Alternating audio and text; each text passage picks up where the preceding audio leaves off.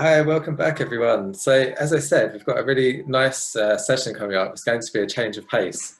It's going to be really about our relationship with our feet. So Benjamin, the Viscount, he's done a lot of work on our relationship with our feet, how we can move better, how we can correct our posture, how we can run better, and also I guess just really be kind to our feet. They carry us around all the time. And just really giving attention to that part of our body. So I'll hand over to Benjamin if he's ready to take you through it. Thank you. Okay. Unmute. Can you hear me? We're on the video. Excellent. Give me a nod to say everything's working okay. It still looks like I'm in the little screen there. Yeah, thank you so much, both of you. Okay. I think we're all good. It's all good. Okay, perfect. Let me put myself up there. Right, how are we doing? Happy Sunday. That was quite a nice chill session that we just had there.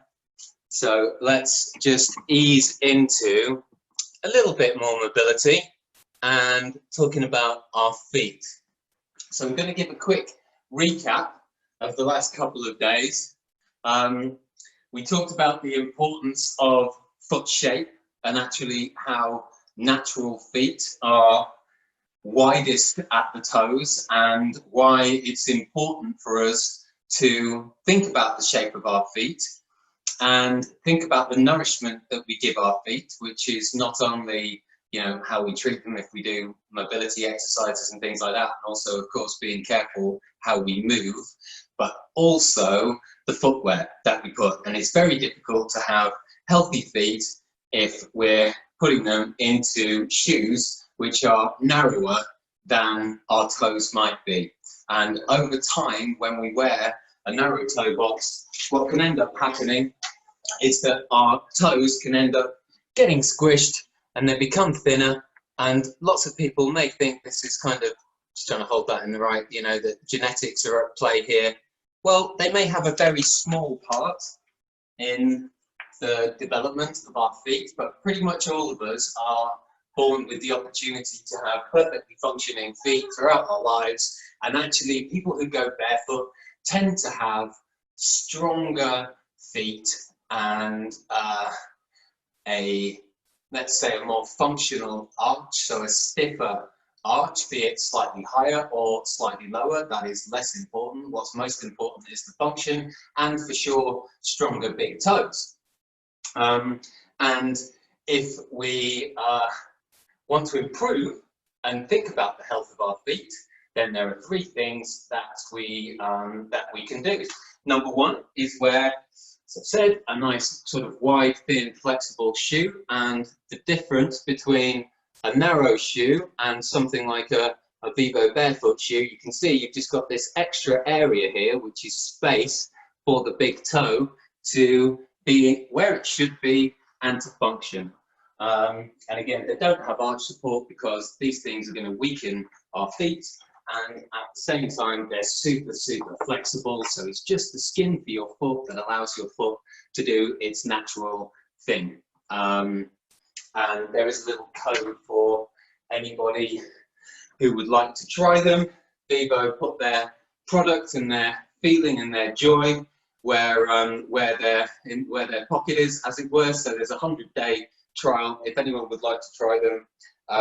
There is a 20% code which is simply youth20, youth20, and that will give you 20% off for the next couple of weeks. But this is not a big hard sell about shoes, although they are a joy to wear, and that's why so many people from so many different disciplines are, as in chiropractors, osteopaths, physiotherapists, movement specialists, trainers, elite coaches, yoga practitioners, just people who are wanting to get more in tune with their feet and the ground are coming to Vivo. So, there are other things that we can do for the health of our feet, namely some toe exercises, which we've been going through, and also thinking about how we actually move, how we stand, and walk and eventually run.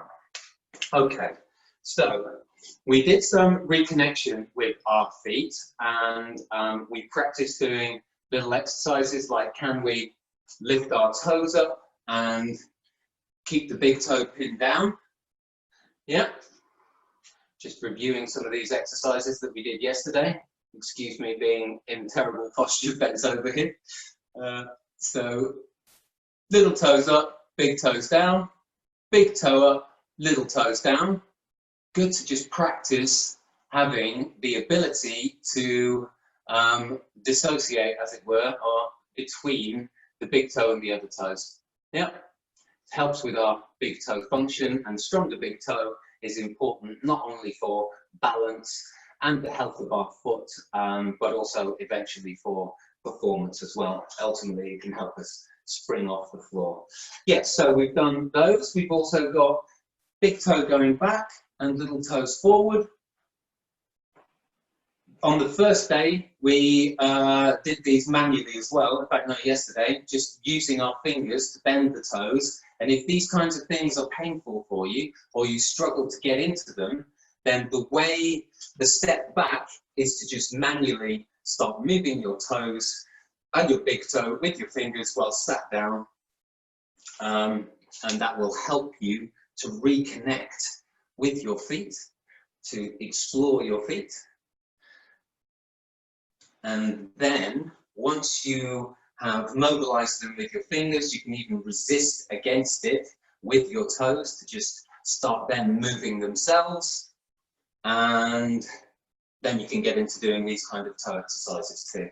Okay, so yesterday we practiced squishing our toes all the way together and then spreading them apart again. So let's have a go with that. Squish and spread.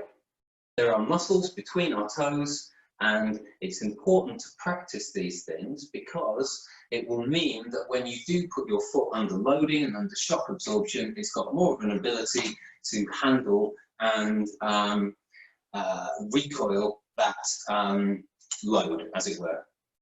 Yeah, so squishing and splaying. Let's have a go at another fun one that I like to do. It's a bit of a toe opening experience. Hopefully you can all see this. I'm going to put one finger between each of my toes. So I'm going to put my index finger between my big toe and the second toe. If you've never done this before, it might well be an idea. It's a good idea to just practice doing each finger or one finger between each toe individually, and then maybe try 2 fingers and then 3 fingers. There we go. Hopefully you can see that. I have got my fingers all the way between all of my toes. So my toes are now really nicely spread. And I'm going to mobilize my whole foot and ankle. I'm going to move my ankle around. I can do this in both directions. And really just moving the midfoot. Can get some mobilization into the arch. And yes, as I said, it's quite an eye-opening experience if you haven't done it before.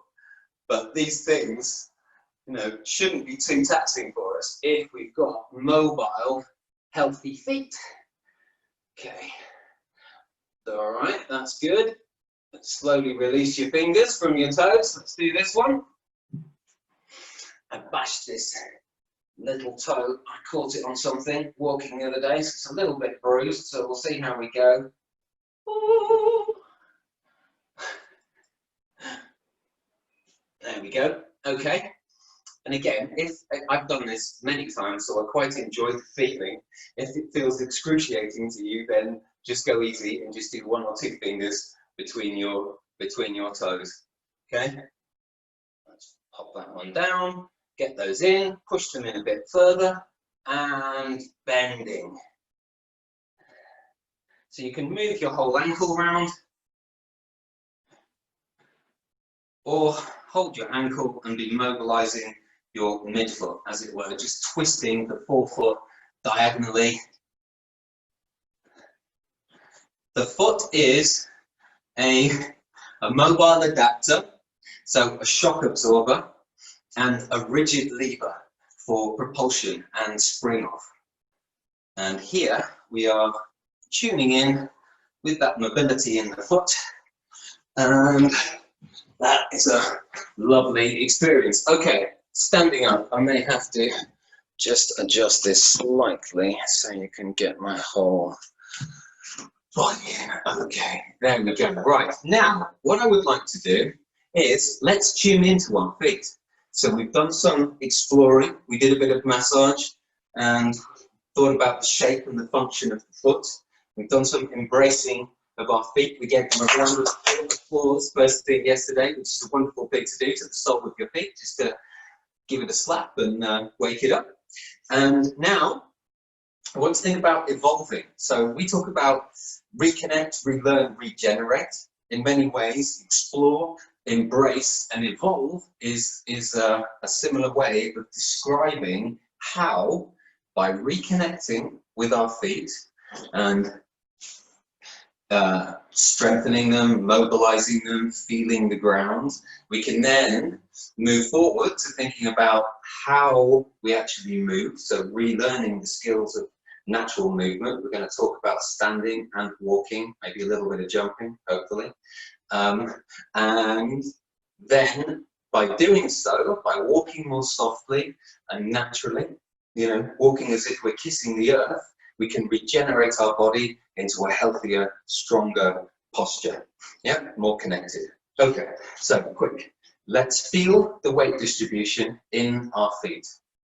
I just want you to move around from just moving at the ankle and feeling how the weight is distributed throughout your feet.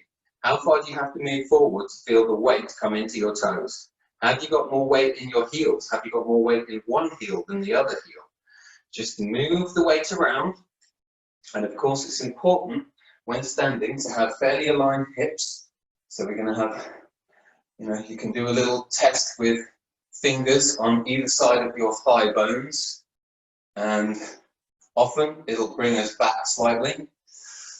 Yeah, we don't want to be in an overly military posture with flared ribs, ribs down, even hips. Okay, head back, and then we're feeling that weight move through our feet. Yeah, and I'm going to have to speed up here because I want to make sure that we get into the skill of natural walking at least today. So walking, the cues are this nice upright posture, even hips, shoulders down, head back, but not too stiff, relaxed, combined with taking a short-ish stride. So the stride, the cue is to walk with approximately 2 steps per second, perhaps slightly quicker than you would do normally. And certainly when we, in scientific research is done on children who've never worn shoes before, when they're put into cushioned shoes, they immediately walk faster with a longer stride, which will, you know, cause them to lean forward. So it's going to destroy their posture, increase the impact forces going into the body. So when we're barefoot, when we want to walk consciously and mindfully, a shorter step, thinking about a heel stroke, rolling through the foot onto the ball and the big toe and through and off the big toe. And the 120 steps per minute coaching cue generally helps us to move from a big heel slap out ahead of our body to a more smooth heel stroke underneath the body, feeling our body weight travel through the foot onto the ball and the big toe. And one thing that you can just practice is taking short steps like this, where on the back foot you're feeling the weight get onto the ball and the big toe, and you're loading the big toe, and on the front foot you are feeling the weight travel around the outside of your foot, across the balls, onto the ball and the big toe. And perhaps you can practice walking very slowly like this around your house and just feeling, tuning in to how that weight is transferring through your foot.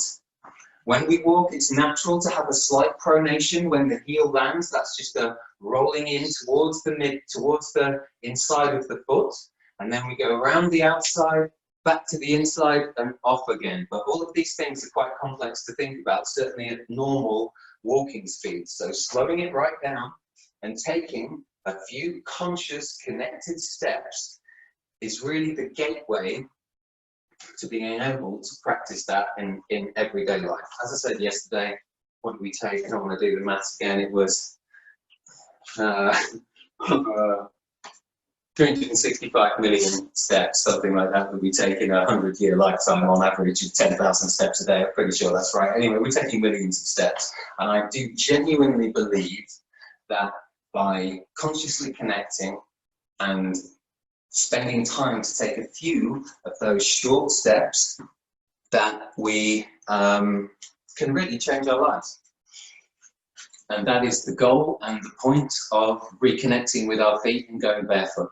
Yeah, it's a joy, and actually all of those things that we've been led to believe help us, as in heel cushion and arch support, you know, and I don't think anyone has ever been led to believe that narrow toe boxes in shoes help us, but we're given all these things, and they haven't questioned them.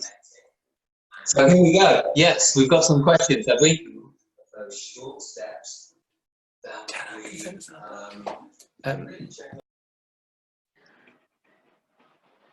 oh, I just caught you coming in there. I don't know whether you want me to carry on talking for a minute or... Hi there. Sorry, Ben. Just we've got a few questions from the audience. If you're happy to take a few, I don't want to interrupt you, but yeah, no problem. I'd love to answer some questions, of course. Okay. So one of them is about if you have got any learning about the foot function of other animals as well as human beings.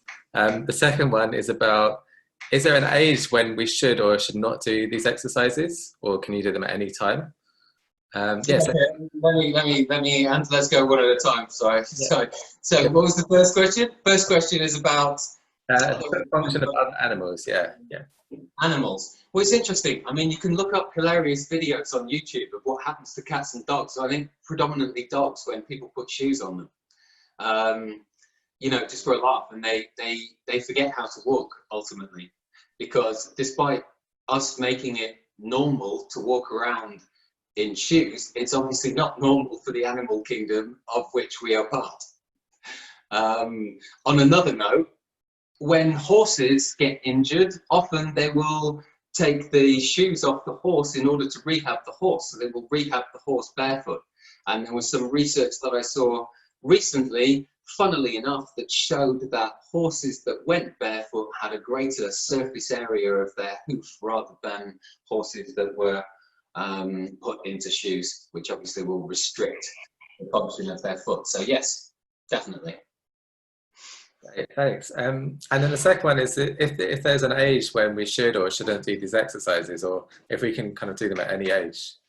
Any age. I've done these exercises with, you know, kids a few years old. My kids are 4 years old, although, you know, they're kind of okay. But kids that have come to me with, let's say, some developmental issues, then absolutely great to practice these exercises, to practice squats, to think about how you're walking. It's very rare for someone to encourage children to walk with their feet straight forward. They might want to give them an orthotic or something else for their foot, but actually all they really might want to do is just walk in a slightly different way, and their foot and the issues that they're being perceived to have will correct themselves. Yeah.